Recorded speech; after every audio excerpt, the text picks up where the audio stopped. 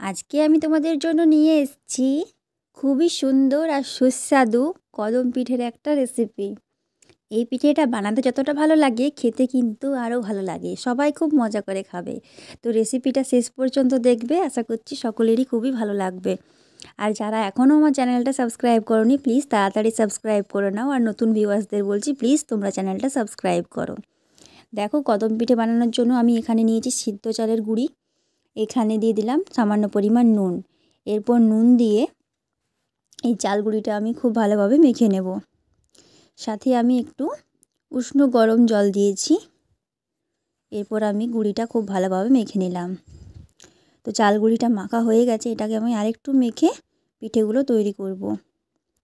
তো দেখো, এরপর আমি গোল গোল করে পিঠেটা তৈরি করে নেব। এইভাবে গোল গোল করে নেব। তো গোলটা একটু ভালো করে করতে হবে যাতে কদম পিঠেটা দেখতে ভালো হয়। আর এটা হচ্ছে দেখো বাসমতি রাইস, তো এটা আমি ভিজিয়ে রেখেছিলাম কিছুক্ষণ। এরপর যে গোলটা আমি বানালাম ওটার মধ্যে চালগুলোকে আমি জড়িয়ে নিচ্ছি। তো দেখো এরকম দেখতে হবে, এরকমভাবে সবগুলো বানিয়ে নেব। তো দেখো জল বসিয়ে নিচ্ছি, এরপর আমি পিঠেগুলোকে সেদ্ধ হতে দিয়ে দিচ্ছি। তো এরপর আমি ঢাকা দিয়ে দেবো, পিঠেগুলো সেদ্ধ হলে আমি এগুলোকে নামিয়ে নেব।